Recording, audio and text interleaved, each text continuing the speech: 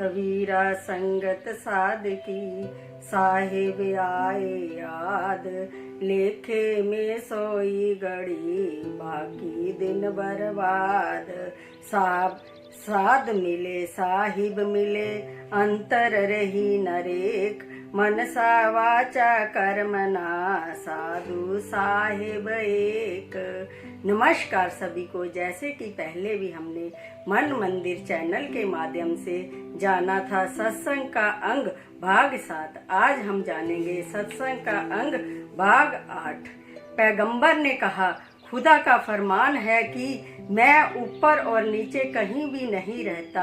ऐ प्यारे, इस बात का तुम निश्चय कर कि मैं धरती और आकाश तथा उससे भी ऊपर महाआकाश पर भी नहीं रहता, परंतु यह आश्चर्य की बात है कि अपने भक्तों के मन में रहता हूँ। यदि तू मुझे चाहता है तो उनके हृदय में तलाश कर, क्योंकि संतों का हृदय ही असल मस्जिद है और वो ही सजदा करने की जगह है। मैं ना धरती पर रहता हूँ और ना आकाश में, परंतु अपने प्यारों के दिलों में छिपा हुआ रहता हूँ। प्रभु अपने मुख से कहियो, साधु मेरी दे, उनके चरणन की मुझे प्यारी लागे खे।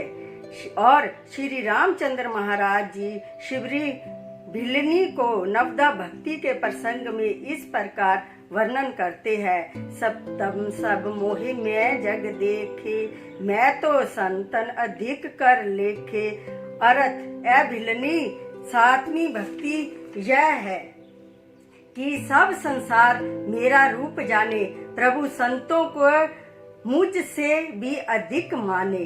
बस जय नुतका है, जिसने इसको समझ लिया वो भक्ति मार्ग में दृढ़ता के साथ चलता हुआ बड़ी सहूलियत से अपनी मंजिल पर पहुंच जाता है, और जिसने इसको नहीं जाना उसको राह में बड़ी कठिनाइयां होती हैं और ऐसी विपत्तियों का सामना होता है जिसका कारण वो बेचारा घबरा कर फिर माया के गड्ढे में गिर पड़ता है।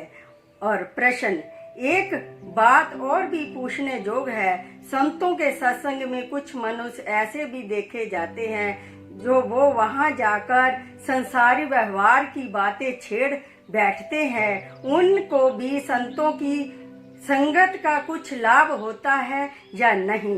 उत्तर, यह 2 प्रकार के मनुष्य होते हैं। एक तो वो होते हैं जो सत्संग की जरूरत तो रखते हैं, परंतु अज्ञानता के कारण और बातें शुरू कर देते हैं। इनको यदि समझा दिया जाए तो समझ जाते हैं और आगे को लिए अवगुण के निकालने का यत्न करते हैं। और दूसरी प्रकार के मनुष्य वो होते हैं जिनके मन में संसारी वासनाएं कूट कूट कर भरी होती हैं। वो जब भी बात करते हैं अपने रोने धोने की करते हैं, क्योंकि जिस पात्र में जो वस्तु धरी होती है वही निकलती है। उनका हृदय संसारी कामनाओं से भरपूर होता है, उसमें संतों का वचन प्रवेश होने की गुंजाइश नहीं है। ऐसे लोग सत्संगी नहीं होते, जैसे संसारी जीव होते हैं। यदि जाने ना जाने कभी सत्संग में आ भी बैठते हैं तो अधिक समय तक ठहर नहीं सकते, बीच में ही उठ जाते हैं और फिर उस तरफ मुख भी नहीं करते। पहली किस्म के आदमी तो सत्संग से लाभ उठा भी लेते हैं, परंतु दूसरी प्रकार के मनुष्य का सत्संग में आना ना आना एक समान होता है। और असूल ये है कि सत्संग में सिवाय सत्संग के किसी और विषय पर बात ना चलाई जाए। जैसे कहा है, सत्संग कैसा जानिए जिथे इको नाम वखानिए। प्रश्न, सत्संग के अंदर एक और बात भी देखने में आती है कि वहाँ कुछ आदमी तो बेचारे ऐसे सरल स्वभाव के होते हैं जो सत्संग के वचनों को शांति पूर्वक मौन होकर सुनते रहते हैं, परंतु कई ऐसे होते हैं जो बड़े प्रश्न उत्तर करना जानते हैं। इन दोनों के बीच भी कुछ अंतर होता है या नहीं? क्योंकि आम लोग का ख्याल है कि जो बहुत प्रश्न उत्तर संतों के साथ कर सके वो बड़ा सत्संगी है। आपका इसमें क्या विचार है? उत्तर, इन दो प्रकार के मनुष्यों के बीच अंतर है और है भी नहीं। यदि है तो फिर बहुत अंतर है, और नहीं तो बिल्कुल नहीं, क्योंकि प्रश्न कई प्रकार के होते हैं। किसी प्रश्न के अंदर प्रश्न करने वाले की विद्या और चतुराई को जनता पर प्रकट करने का विचार होता है कि सुनने वालों को यह विदित हो जाए कि यहाँ यह भी कुछ जानता है। और किसी प्रश्न में हार जीत का विचार होता है, और कोई प्रश्न वक्ता की परीक्षा की खातिर किया जाता है। परंतु एक प्रश्न ऐसा होता है जो करने वाले को उस बात को नहीं जानता और उसके समझने के लिए श्रद्धा भक्ति के साथ वक्ता से पूछता है। यदि ऐसा प्रश्न है तब तो अच्छा है, क्योंकि मन के भ्रम और संशय को दूर करना ही तो सत्संग का असल प्रयोजन होता है।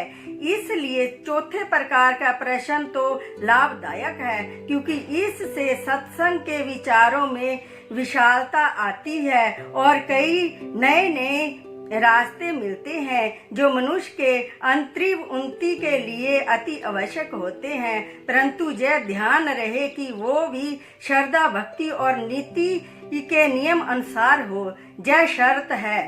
परंतु प्रथम तीन प्रकार के प्रश्न तो अति निषेध है। इस तरह के प्रश्न करने वालों को सत्संगी नहीं समझना चाहिए। यह अति निष्कपट श्रेणी के मनुष्य होते हैं। लोग भले ही इनको अच्छा समझे, परंतु संतों के सत्संग में इनकी कोई कीमत नहीं समझी जाती। यह बड़े कठोर होते हैं। इन पर वचन रूपी बाण नहीं लगता, क्योंकि वो उस राह में ही काट देते हैं और कहते हैं, हे महाराज, यह बात तो मैं पहले ही जानता हूँ। इनको अपनी विद्या का घमंड होता है। यह सत्संग में केवल आते ही वाद विवाद की इच्छा से है। कोई गुण प्राप्त करने की इनको आवश्यकता नहीं होती। सत्संगी ऐसे लोगों से जितना भी बच सके उतना ही अच्छा है, और ऐसे लोग संतों के भंडारे से सदा खाली रहते हैं। पलटू पारस क्या करे जो लोहा खोटा होए, सतगुर सबको देत है लेता नहीं कोई। ऐसे प्राणी संतों की महिमा को नहीं जानते, और जिनको मालिक ने श्रद्धा भक्ति की दात बख्शी होती है वो और लोग होते हैं। वो अधिक बातें करना नहीं जानते। वो तो सरल स्वभाव, साधारण वृत्ति, शुद्ध चित्त और निष्कपट होते हैं। यद्यपि वो सब कुछ जानते हैं, परंतु जानते हुए भी कुछ नहीं जानते। उन्हें अपने कार्य से प्रयोजन है और उसी के लिए मालिक से प्रार्थना करते हैं। यह ऐसे ही लोगों की आवाज है और उनकी मनोकामना भी यही है। कैसा सीधा, सरल और मन को प्रफुल्लित करने वाला वचन है। जिनको निरख परख की आंख मालिक ने दी है वो ऐसे ही लोग होते हैं। गोस्वामी तुलसीदास जी की वाणी है, विधि हरिहर कवि को बिंद वाणी, कहत साधु महिमा सुकुचानी, सो मोसन कही जात न कैसे, साख वणिक मणि गुण गण जैसे।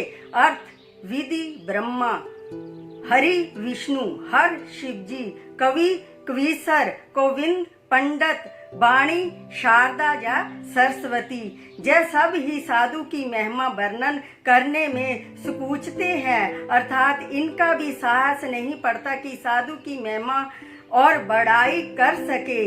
फिर मेरी क्या शक्ति है कि उनकी उपमा का अंत पा सकूं। भला साग और मूली गाजर के बेचने वाला हीरे और मणियों का दाम क्या लगा सकता है। नमस्कार।